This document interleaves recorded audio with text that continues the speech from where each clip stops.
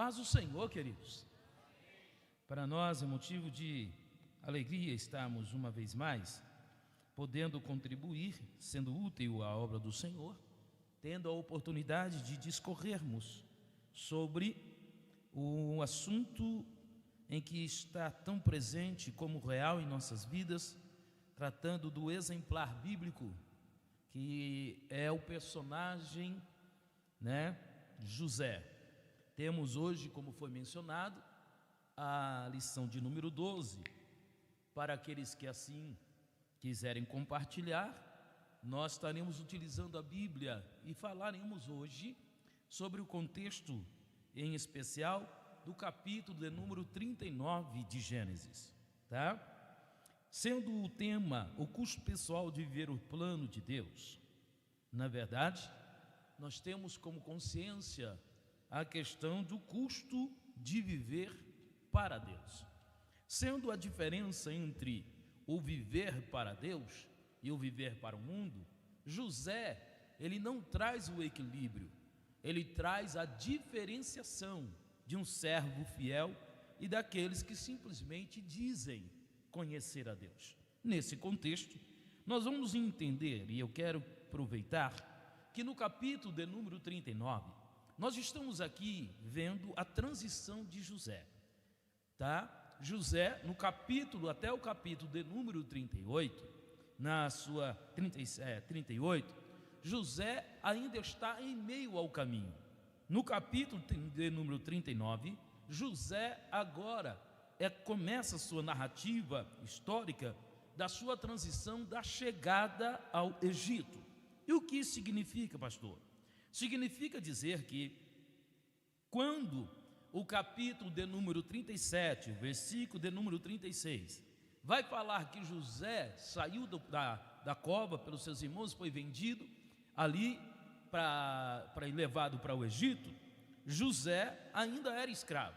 Quando ele chega no Egito, que é o capítulo de número 39, versículo de número 1, vai explicar o que aconteceu com ele na condição de escravo com o que aconteceu através dele e com ele ali no Egito. E qual é a diferenciação disso tudo? A diferenciação, querido, é que quando José está no Egito, José causa efeitos, José causa alterações e mudança em muitas coisas. É isso que no capítulo de número 39 vai explicar sobre o custo pessoal de viver os planos de Deus. Sobre esse contexto, nós vamos entender que o versículo de número 1 e 2 do capítulo de número 39 vai falar que, na verdade, o José, por efeito de estar no Egito, ele agora tem duas coisas interessantes. Primeiro, a expressão mão e a expressão prosperidade, escutem bem, a expressão mão e a expressão prosperidade estão cintuosamente envolvidas na história de José no capítulo de número 39. Observa que no capítulo de número 39, o versículo de número 2, quem tem a revista, já está aí na revista, vai dizer: e o Senhor estava com José, e foi varão próspero, e estava na casa do seu senhor egípcio. Observa que ele agora está na casa do Senhor e foi próspero. No versículo de número 3 vai dizer: vendo, pois, o seu senhor que estava com ele, e tudo o que ele fazia, o Senhor prosperava em sua mão. A partir daí, você vai ver que tanto a mão de José trabalhava e como a vida de José prosperava. Então, a história de José no capítulo de número 39 para frente, as duas coisas se situam: mão e prosperidade. Por que eu estou falando isso? Vocês vão entender. No versículo de número 2, José, ele sai da história de ser um escravo para mordomo, de mordomo para supervisor, de supervisor para gerente e de gerente para administrador da casa. Tudo isso está falando, querido, sobre 5 posições de ascendência e honra e ele era escravo quando chegou lá. Tudo isso não foi dado senão por outra forma. Como? Mão, trabalho. José trabalhava e Deus prosperava. José fazia e Deus aperfeiçoava. José, num ditado popular, dava a sua mão de obra e Deus o honrava diante do seu Senhor. Nada acontece por acaso. No capítulo de número 39 de Gênesis, nada é sorte, tudo é Deus. Vou repetir, no Gênesis 39, nada na vida de José é sorte, tudo é Deus. Mas por que, pastor? Porque José não deixa de ser escravo. E a função de escravo era o quê? Trabalhar. Então não foi sorte, foi trabalho. Só que a diferença entre o trabalho de José e a prosperidade, mão de José e a prosperidade de Deus, é que tudo que José fazia no seu trabalho, Deus o prosperava diante dos homens. Então, vamos entender sobre essa questão aqui. No versículo 8 e 9, José agora do capítulo 39, estamos na introdução, tá? No capítulo 39, versículo 8 e 9, diz, porém, ele vai explicar aqui na parte B, eis que o meu Senhor não sabe do que há em casa comigo e entregou em minha mão, olha a mão aí, tudo o que tem. No versículo 9, ele vai dizer também, olha, ninguém é maior do que eu nesta casa, e nenhuma coisa me vedou, senão a ti, porquanto tu és mulher sua, como pois faria eu tamanho mal e pecaria contra Deus? Observa que todas essas 5 posições estão constituídas na vida de José, por causa das mãos que trabalhava e do Senhor que o prosperava. É isso que está no capítulo de número 39 de Gênesis. Vamos lá. No tópico 1, nós vamos falar sobre a questão que Deus está acima das circunstâncias. Quem tem a sua revista, vá acompanhando.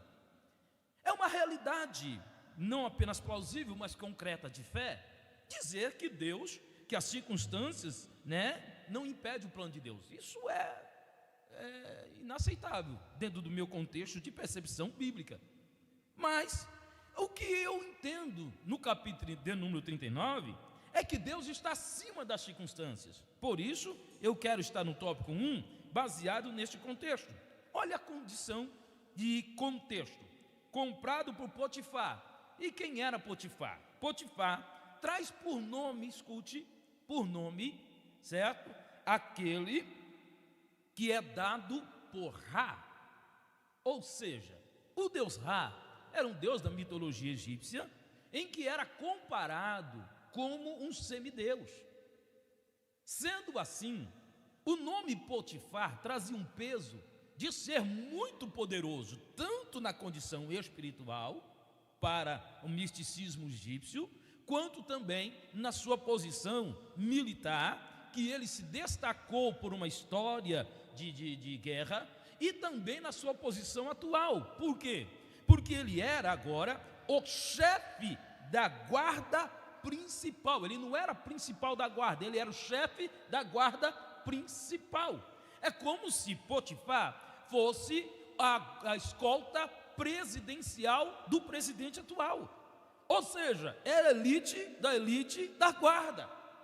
Nesse contexto, havia a questão, inclusive até Alfred Ederson, ele que é um historiador judeu, ele vai falar que no seu contexto de exposição acerca de Potifar, vai dizer que Potifar, escute, a autoridade dele era tão grande, que todos temiam de tal forma que, quando Potifar resolvia executar alguém, não respeitava posição, não respeitava título, de sorte que a única coisa que parava a mão de Potifar na sua execução, ou seja, ele era executor, ele eliminava toda perspectiva de revolta para com o rei, era só a voz do rei. Ou seja, Potifar não respeitava nem mensageiro do rei. Quem tinha que dizer era o rei. Se o rei falasse não mata, ele não matava. Se o rei falasse não mata depois que ele já fez, o rei também não desfazia. Observa que Potifar era o comandante da guarda real. E o que isso significa? Significa que, se você observar, como é que um comandante da guarda real, um homem tão ocupado, um homem tão requisitado, um homem de autoridade máxima no contexto de proteção, no contexto de segurança, estava no mercado de escravo, fazendo o quê? Não tinha como. Mas naquele período, segundo a história, ele simplesmente passa no escravo, no mercado, e na sua caravana, segundo o historiador, quando ele estava passando, ele percebe que entre os que estavam no palanque da servição, ou seja, que servia para ser vendido, entre eles viu José, e José era diferente em porte, José era diferente em cabelo, José era diferente em expressão de beleza, José era diferente nas mãos. Ele percebe que José não tinha descendência escrava. Ele percebeu que de todos os escravos que estavam sendo vendidos, eles eram simplesmente raquíticos, eles tinham semblante caído, como também mãos desgastadas.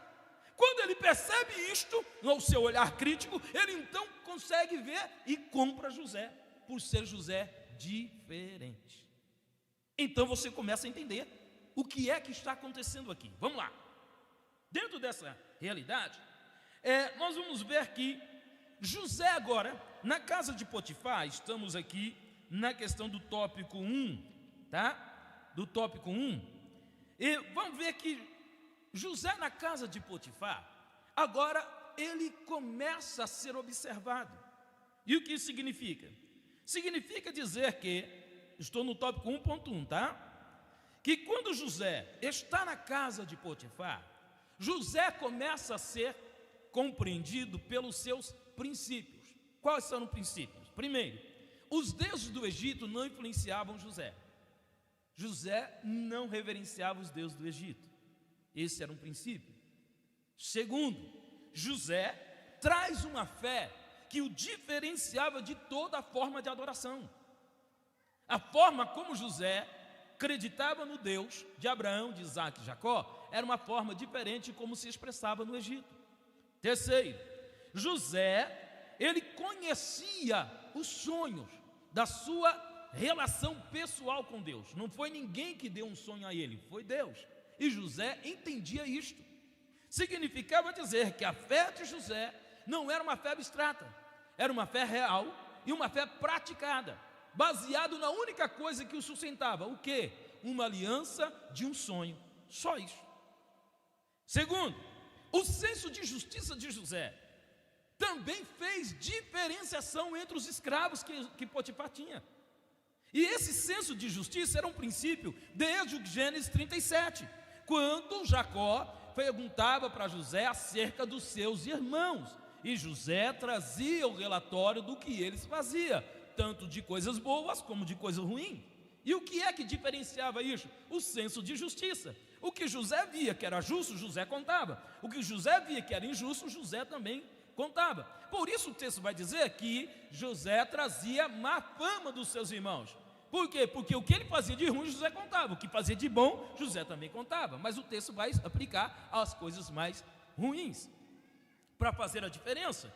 Esse senso de justiça, então, fazia com que a presença do Senhor havia na vida de José por causa do temor, continuamente. Ou seja, nos princípios que José tinha na casa de Potifar como escravo, era a fé no Deus, a questão do senso de justiça e o temor que ele aplicava acerca de Deus. Isso tudo foi observado. 1.2, vamos lá. No 1.2, José era ainda escravo. Na onde? Na casa de Potifar. Porém, José era um escravo que tinha, segundo o texto bíblico, a presença de Deus. Porque o Senhor era com José. Observa que nesse contexto, quando a Bíblia diz que o Senhor era com José, não vai dizer que o Senhor era com o escravo, e nem tampouco com alguém do Egito. O Senhor era com José, e José aqui para Deus não é escravo, e não era pertencente ao Egito, ele estava no Egito. Essa é uma grande diferença. Por quê? Porque dentro desse contexto, nós vamos entender em Gênesis capítulo 39, versículo de número 2, vai dizer: e o Senhor estava com José, e foi varão próspero, estava na casa do seu senhor egípcio. O texto está claro para dizer que havia em José, dentro desse princípio, uma competência. E a competência de José, a destreza de José, o oportunismo de José, o destaca aos olhos de Potifar. O capítulo 39, versículo de número 4, vai dizer assim, como eu disse, vamos ler a Bíblia, o capítulo 39, tá? Ele vai dizer: José achou graça aos olhos, achou graça aos seus olhos e servia-o. O que isso significa? Uma grande realidade, queridos. Olha, confiança não se alcança da noite para o dia. Não significa que José saiu do lugar de escravo, chegou lá, já na outra semana José já era um dos administradores. Não. Quando o texto diz que achou graça aos olhos do seu senhor egípcio, segundo algum historiador, isso dá uma sequência de quase 2 anos de observação. Ele observava a diferença, não do que José era, mas do que José fazia e o resultado que José dava. E isso foi acentuando o interesse de Potifar. E Potifar agora começa a olhar com interesse para José. E na medida que ele vai observando isso, vai acrescentando confiança. E na confiança que ele vê, então a Bíblia diz que José achou graça aos olhos do seu senhor egípcio. Nada acontece por acaso. Vida cristã não é o que eu imagino. E não é esse evangelho que é pregado. Vem que Deus vai te dar, vem que vai acontecer, vem porque o Senhor é contigo, vem porque o Senhor te abençoa. Não, irmão. Deus não se deixa escarnecer. É tudo que o homem semear, é o que ele vai colher. Como eu disse, mão e prosperidade. A mão era de José, mas Deus aperfeiçoava as mãos de José para prosperar no seu trabalho. Esse evangelho de banalização, irmão, não é o evangelho de Cristo e nem o de Deus. Então cuidado com o que você espera, sem antes você ser aquilo que Deus quer que você seja. Então viver o custo de uma vida com Deus não é uma vida simplesmente de banalização. É um compromisso contínuo, diário e constante. Vamos lá. Nesse sentido, a fé e a ação, porque a fé que José tinha era a fé em Deus. Você lembra que eu falei que José não se prostrava aos deuses do Egito? E a ação, que aquilo que José não fazia, que poderia contrariar o seu senhor egípcio, José compensava no seu trabalho. Gerou resultado, a admiração. E na admiração, nós vamos ver agora que aquilo que está escrito no Novo Testamento: foi fiel no pouco, no muito te colocarei. Nesse contexto, a confiança que José obteve pelo decorrer da observação da sua ação e fé, mão e prosperidade, o que acontece? Agora vem a confiança do egípcio Potifar, e Potifar agora começa a dar a ele responsabilidade. Na responsabilidade que José recebia, havia mais severa condição de exigência, mas também um alargamento de autoridade. O equilíbrio entre a responsabilidade e a autoridade estava no compromisso de José. Sendo assim, o que acontece? A Bíblia vai dizer que no versículo de número 4, Gênesis 39, 4, na parte B: e ele o pôs sobre sua casa e entregou na sua mão tudo o que tinha. Deu responsabilidade, mas compromisso, mas também alargou a autoridade. Vocês estão entendendo até aí?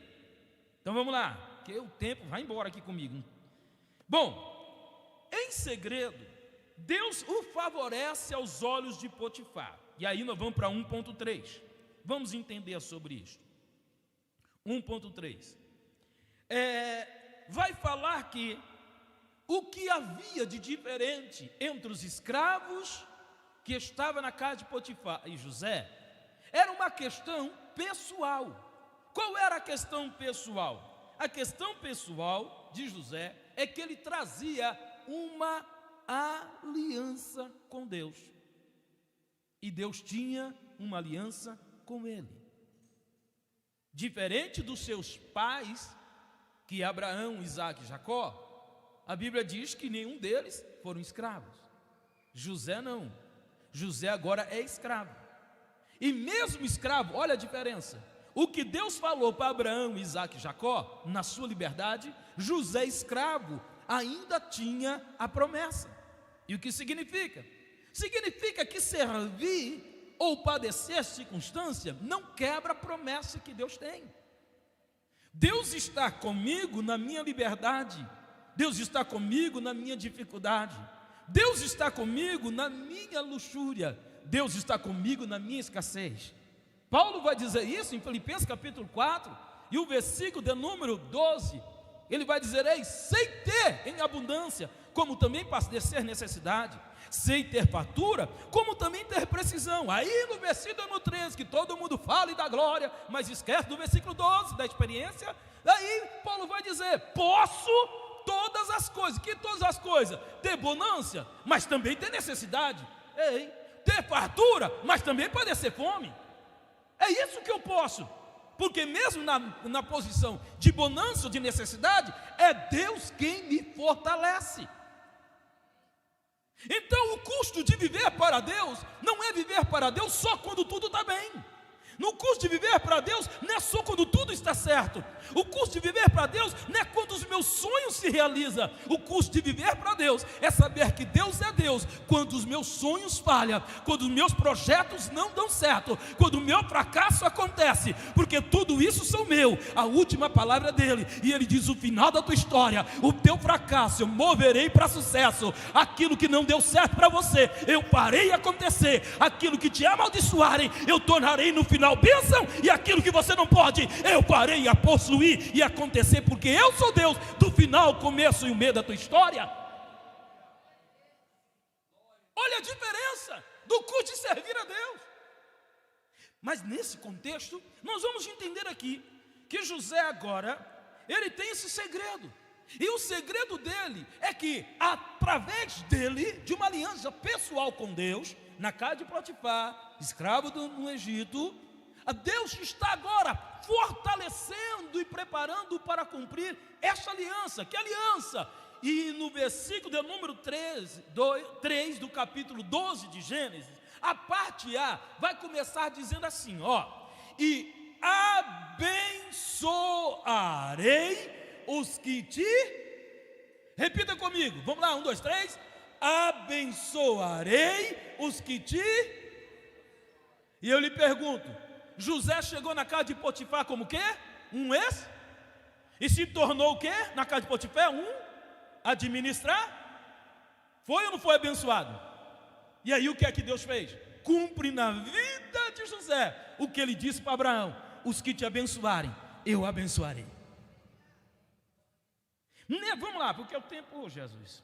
Nesse sentido, a genética da bênção da aliança patriarcal está agora em evidência no capítulo de número 39. E é nesse quesito que nós vamos entender que a história apresenta que também o pai de José, que é Jacó, ele se tornou um canal de bênção na casa de Labão, o seu sogro. Quando? Quando ele chega na casa lá que encontra com Raquel, todo mundo sabe a história, né?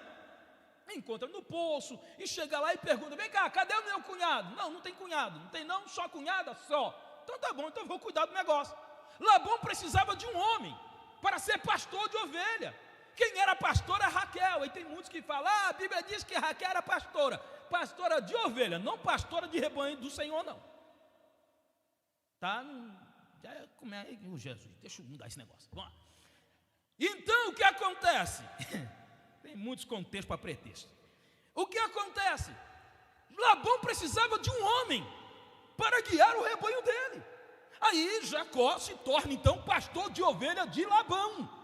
E quando Jacó é agora pastor de ovelha de Labão, cumpre a condição dele casar. Quando ele casa, a Bíblia diz que acontece tudo, o tempo não permite, que aí vai prosperar tanto que o próprio Labão tem ciúme e diz: não, rapaz, que negócio é esse? E aí vocês sabem que ele tira, ele vai colocar as malhadas, estratégia, e aí Deus continua prosperando.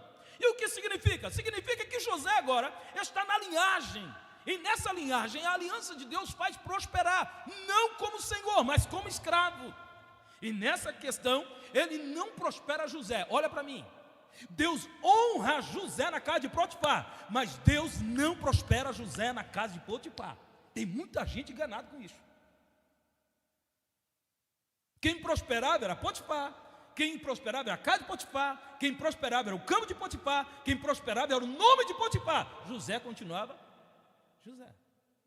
Pastor, mas você não falou que ele se tornou administrador? Ele foi honrado. Honra não significa prosperidade.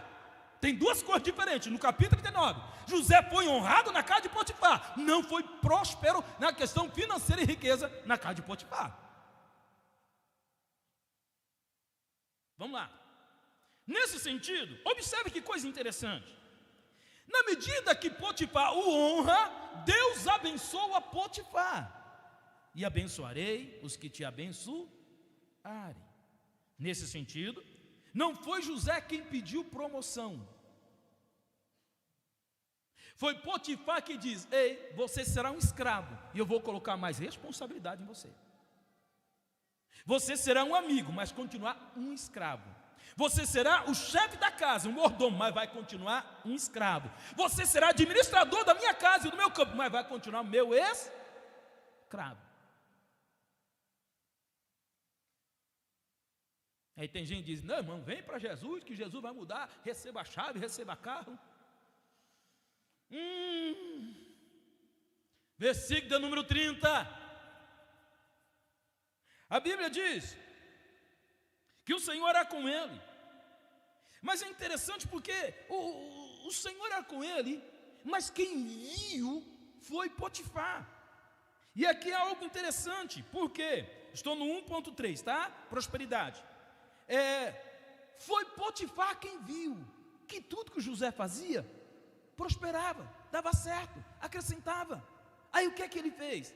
Ele abençoou José, e José foi abençoando Potifar. Potifar se tornou um homem rico por causa de José.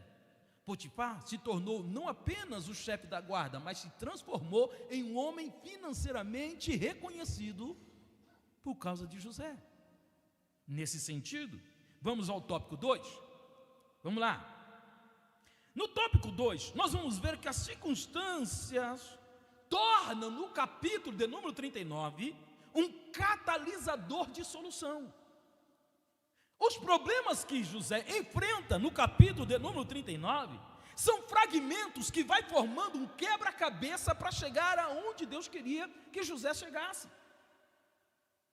O curso de viver para Deus não significa dizer que você terá ausência de dificuldade. Significa a dificuldade te ensinarão quem é Deus. E é sobre essa visão que o capítulo de número 39 de Gênesis é escrito. Por quê? Observe uma coisa interessante. O salmista, no Salmo de número 119, versículo 71, ele vai falar uma coisa: foi-me bom ter sido eu castigado, para que eu aprendesse os teus estatutos. Na vida de José, torna-se praticamente isto. Por quê? Vamos lá, o tópico 2.1. Porque José, no seu castigo dos irmãos, vendido como escravo, na sua posição injusta, ele vai aprender, e muito com Deus. Vamos lá. Primeiro, no seu aprendizado é colocado em teste. E o que é um teste? É uma prova daquilo que se aprendeu. Quando vamos para a escola, o que é que nós fazemos? Primeiro aprendemos. E como é que avalia o que você aprendeu? Fazendo Observa a visão de Deus no capítulo 39. Deus começa a dizer: ei José, Você está aprendendo? Se você está aprendendo, eu vou permitir o teste. E aí nós vamos entender, sob a prisma de uma ótica teológica, nós vamos entender aqui o teste de integridade. E no teste de integridade, veja só, o que destaca aqui é que José aprende a ser dependente de Deus na casa de Potifar. E na dependência de Deus, José agora, querido, saiu da casa dos seus familiares, saiu de perto dos seus irmãos, saiu de uma cova, saiu do deserto, saiu do lugar de escravo, está agora na casa de Potifar, e lá na casa de Potifar, José não sai da presença de Deus. Nesse sentido, nós vamos entender que enquanto a mão de Deus era com ele, e Deus o prosperava, José sabia que o seu Senhor prosperava, mas era ele quem tinha a bênção. Olha que coisa interessante, por quê? Porque dentro desse negócio, nós vamos ver que o que destaca José na casa de Potifar, não foi o que fizeram com ele. Ele não traz os pesares, ele não traz os traumas, ele não traz as frustrações, não. José, em uma certa, vamos dizer, linhagem de interpretação, agradece por não ter morrido na cova. Ele está dizendo: Deus, eu estou vivo, sou escravo, mas estou vivo. Enquanto a vida ainda há José entendia que se os sonhos de Deus estava para cumprir na sua vida, ele ainda estava vivo, porque o sonho de Deus iria se cumprir. Sabe o que eu estou aprendendo aqui, mais uma vez para vocês? Ainda que todas as coisas não dê certo, se você está vivo é porque Deus ainda sonha com uma realidade na tua história. Não, vou repetir porque alguém não entendeu. As circunstâncias não mudam a aliança. O que Deus prometeu está além da circunstância. A causa hoje pode ser motivo de algo seu, mas a circunstância de hoje te levará à realização do que Deus te prometeu. Isso traz a mim e a você que agora ele não faz menção, ele não conta os seus fracassos, ele não vai dizer o que aconteceu com ele. Não, ele está vivendo Deus, e ele dizendo: Deus, obrigado por estar vivo, obrigado por me livrar da cova, obrigado por todas as ameaças não se cumprirem na minha vida. Tentaram matar, porque disseram: vamos matar o sonhador, e que haverá do sonho dele. Agora tiraram ele da sua casa, mas José na casa de Potifar está dizendo: Deus, eu ainda continuo vivo, eu ainda continuo sonhando, eu ainda continuo acreditando, sou escravo, mas ainda tenho sonho ardendo no meu coração. Aí, vamos lá. Nós vamos entender no tópico 2 que o teste de integridade, certo? Ele vai passar por umas circunstâncias difíceis.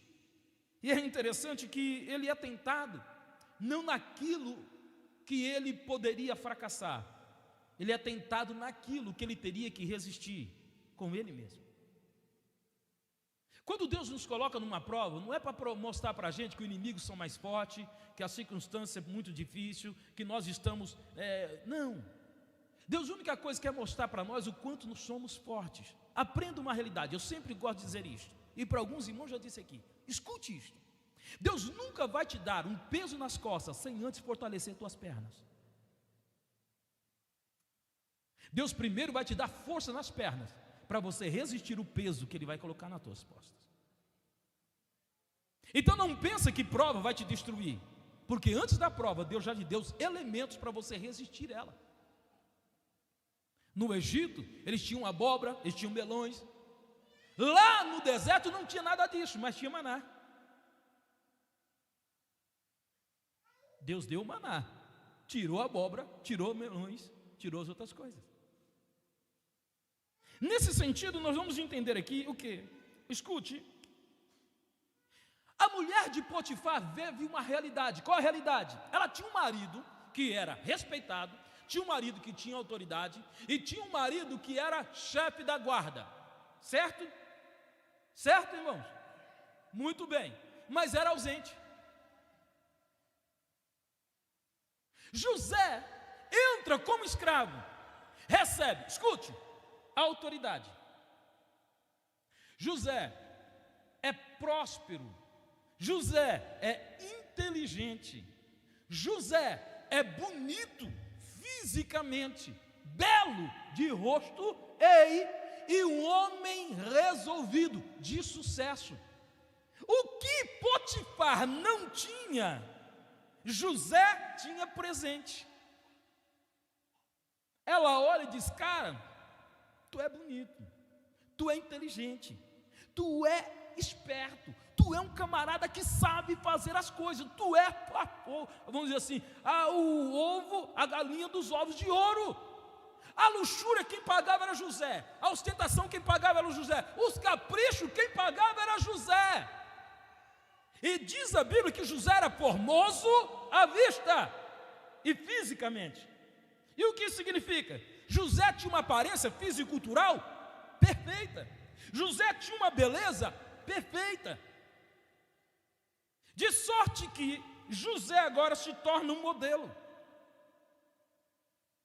E a ausência de Potifar vai gerar o quê? Você lembra que eu disse que Potifar, está na Bíblia, que Potifar começou a olhar para José e perceber que José era diferente? Pois é, a mesma coisa se repete. A mulher de Potifar começa a olhar para José, mas não como escravo, como um amante. Nesse sentido, nós vamos entender aqui, certo? Que José tinha fama, além da beleza e tudo, fama, poder, autoridade e respeito. E aí vamos ver que, nesse sentido, José agora é atestado, e no seu teste, o que acontece? Ela não o vê como escravo, ela o vê como um perfil de um homem perfeito para relacionamento. E aí vem o problema. Por que o problema? Porque dentro do problema 2.2, vamos lá?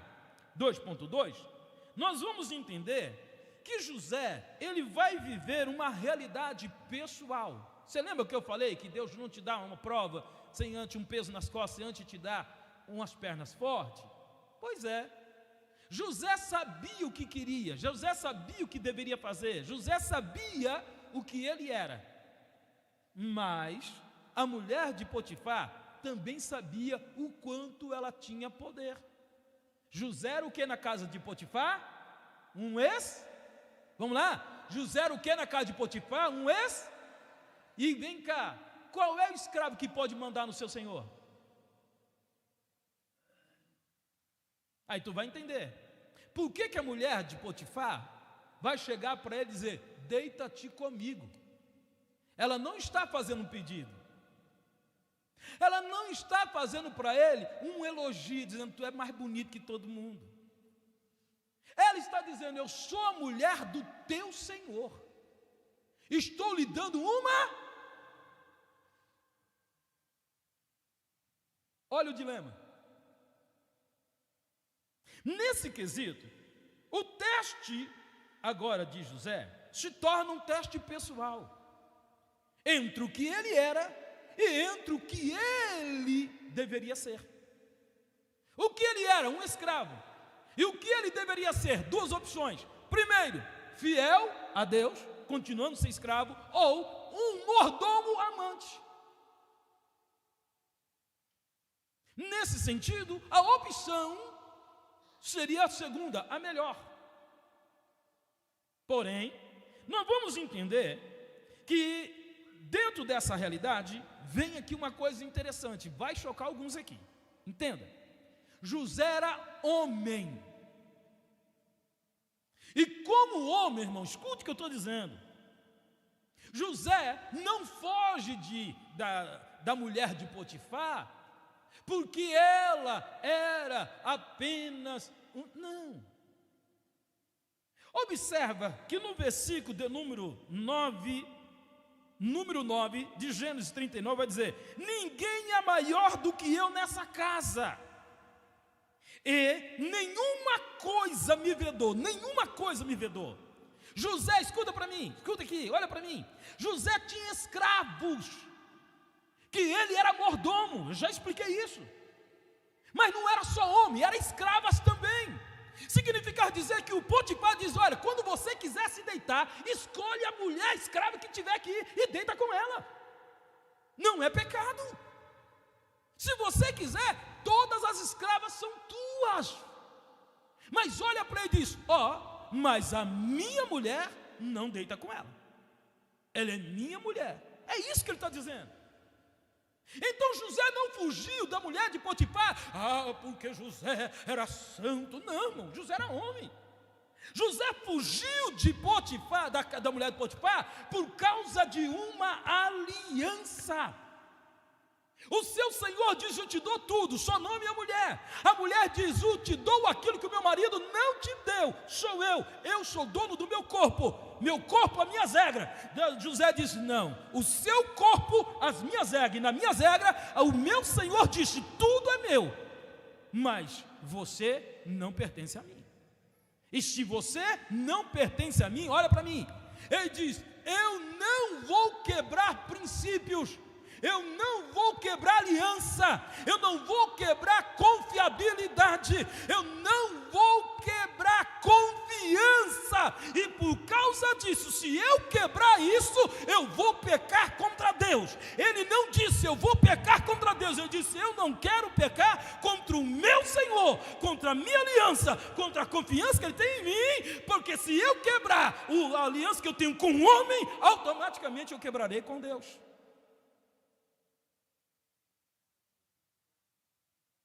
Então, irmão, esse negócio de dizer: irmão, seja igual José, para os jovens, cuidado,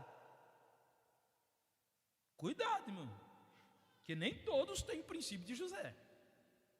Agora, José era homem, e como homem, José tinha toda a liberdade, mas ele tinha um princípio. Sendo assim, não era quebrar apenas, perdoe, não era fazer apenas o prazer da sua senhora, obedecer uma ordem, mas era quebrar uma confiança, que seria quebrar uma aliança, e quebrar a aliança, independente de tudo, é pecar contra Deus. Pastor, mas eu não roubei, mas menti, quebrou a aliança, pecou contra Deus.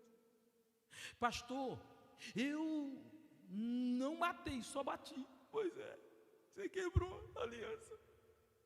Pastor, mas eu fiz uma coisa mínima. Pois é, para Deus não tem pecadinho nem pecadão. Se você tropeça numa vírgula, você quebrou toda a lei.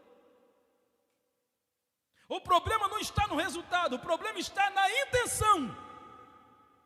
Então vamos aqui, que o problema está também no horário, e não na minha vontade de ministrar. Ceder. Olha, o domínio próprio, no teste da resistência 2.2, o domínio próprio é a força de quem sabe o que quer e aonde quer chegar.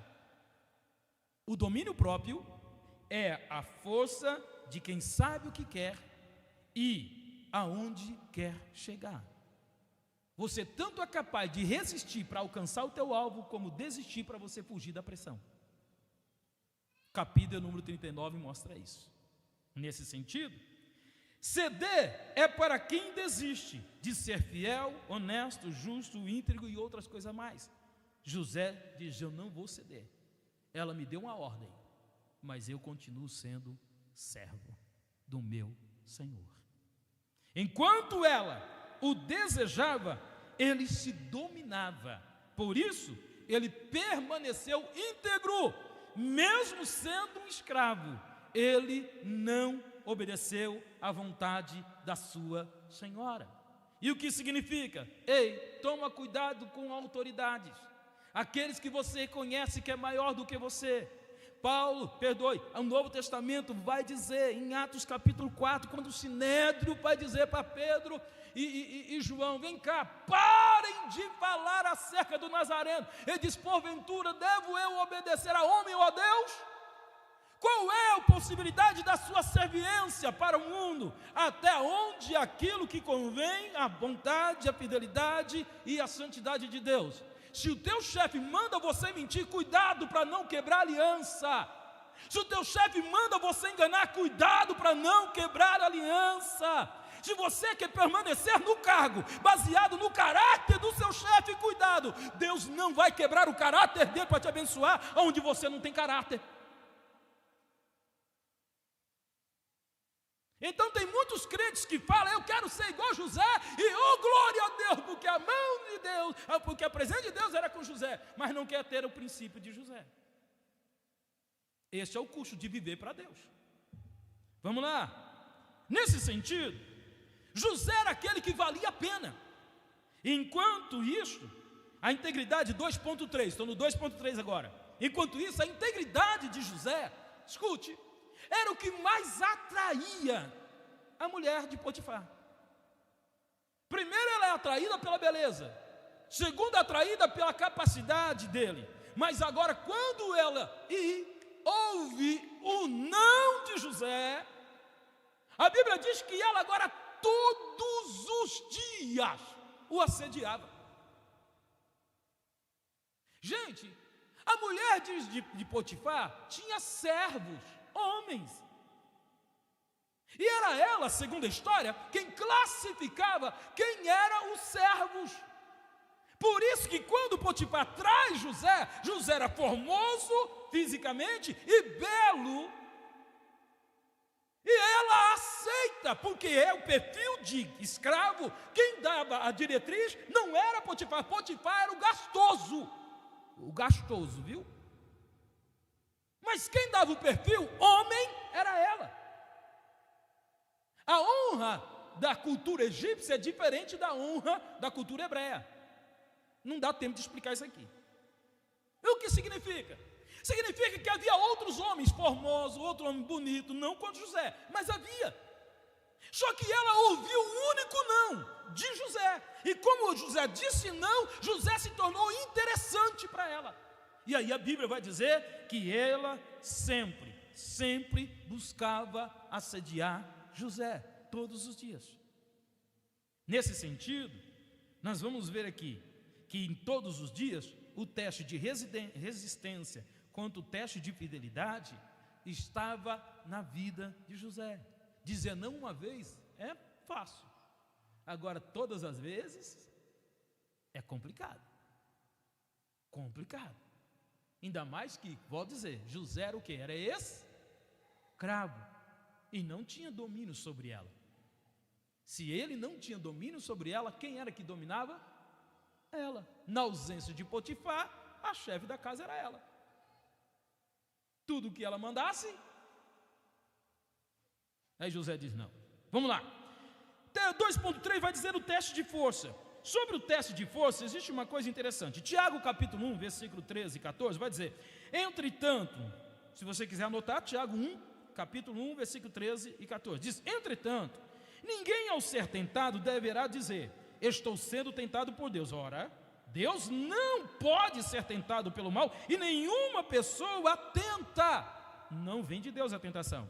Aí o versículo 14 diz: cada um, porém, é tentado pelo seu próprio mau desejo, sendo por esse iludido e arrastado. Ou seja, olha para mim, o diabo sempre vai te tentar por aquilo que você deseja, e não por aquilo que você rejeita. Porque o que você rejeita é fácil dizer não. Agora, aquilo que você deseja, é difícil você insistir em não. Foi assim que o diabo fez no Éden. Não foi da noite para o dia, até conseguir convencer Eva. Assim aconteceu com Davi. Não foi da noite para o dia, até Davi descobrir Betseba. Não é da noite para o dia, não é por acaso. O diabo agora usa a mulher de Potifar todos os dias para tentá-lo. E sobre essa prisma, nós vamos ver que o pecado não está na mulher, mas sim no ceder à vontade dela. Olha que coisa interessante. A mulher não é pecado. Não era ela, porque ele disse não constantemente para ela. Agora, o que é que ela insistia? Deita comigo, deita comigo, deita comigo. O que ela estava dizendo? Eu te desejo, eu te desejo, eu te desejo. Ela não estava dizendo, casa comigo. Ei, vamos fazer uma aliança com você. Eu mato Potifar para você ser meu marido. Não é isso que ela está falando. Ela só está dizendo, eu te desejo, eu te desejo, eu te desejo. Então, o problema, né, o pecado não está na mulher física, mas no desejo que a mulher tinha para com ele. Era a paixão, o afoguear do sentimento. Aí José entende isso e diz, não, porque com todo respeito, permita-me dizer, tanto mulher quanto homem, mas nesse caso aqui 39 é mulher. Tem mulher, irmão, que é uma bênção. Você tem duas oportunidades, né? Inclusive, final de semana que vem eu vou estar ministrando para casar, eu vou dizer isso. Você, quando casa, você descobre duas coisas: ou você casou com uma bênção, ou você casou com uma encrenca para o resto da vida.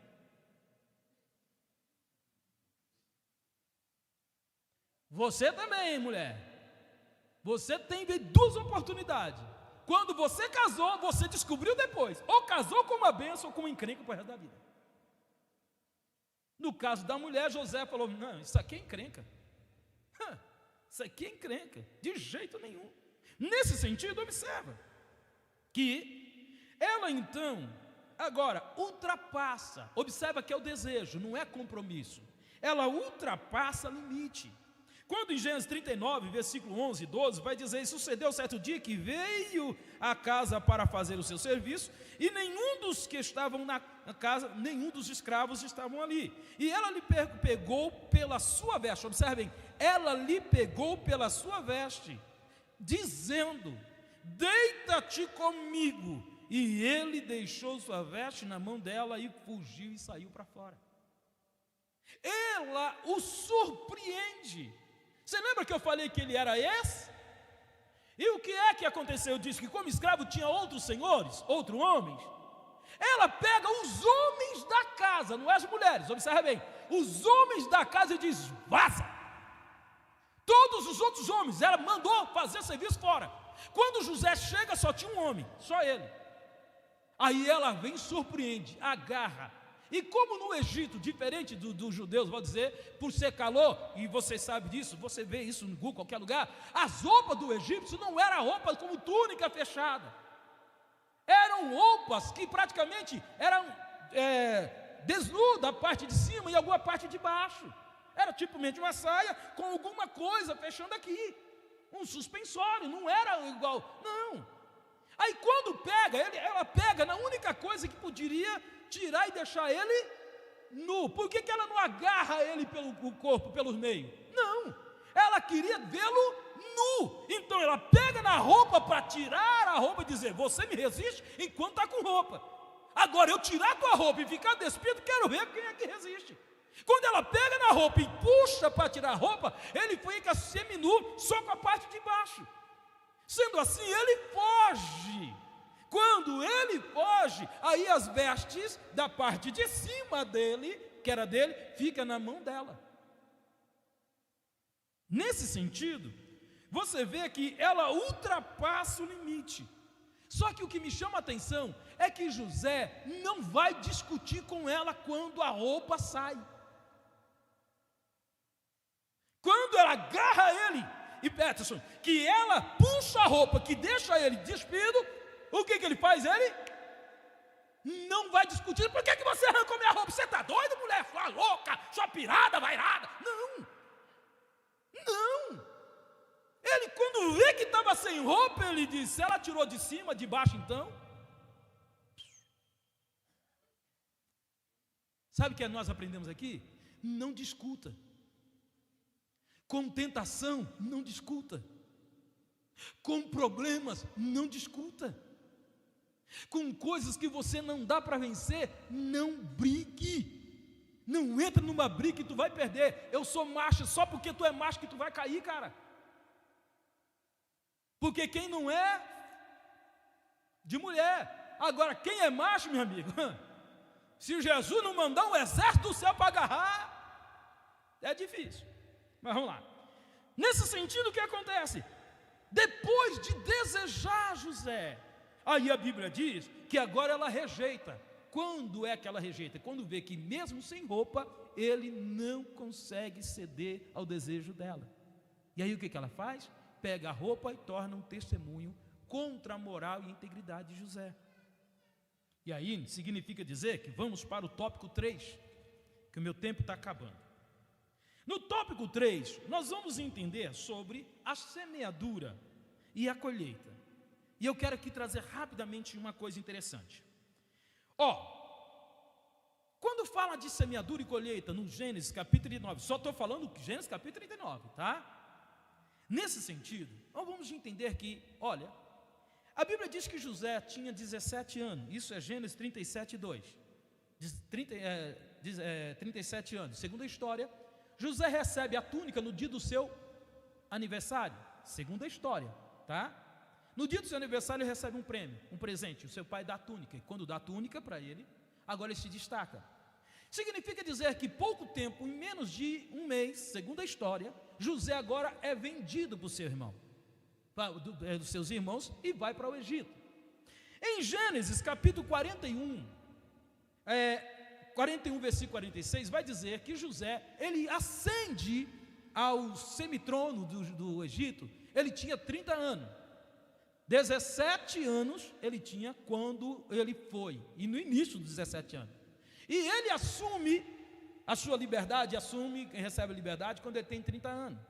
Aparentemente parece ser normal, mas observa bem, José passa 37 anos, conta comigo, o 37 ano inteiro, praticamente, 95% do seu 37º ano, ele passa no Egito, como escravo. 37, 38, 39, 40, vem comigo, 41, quantos anos? Na cronologia bíblica, 5, de 21, mais 5, vai dar quanto? 26, 10 anos, 26, 26 para 30 tem quantos anos? 4, observa que José passa dos 17 até os 30, pela cronologia, 14 anos nesse processo. Qual é o sonho que Potifar teve? Foi de 7 vacas magras e 7 vacas, quantos que dá? 14 anos. Quanto tempo provavelmente José passou? Se foi 14 anos, vamos constituir que o sonho que Faraó teve são os 2 períodos da vida de José. 7 anos de fartura na casa de Potifar, e 7 anos na prisão, no cárcere.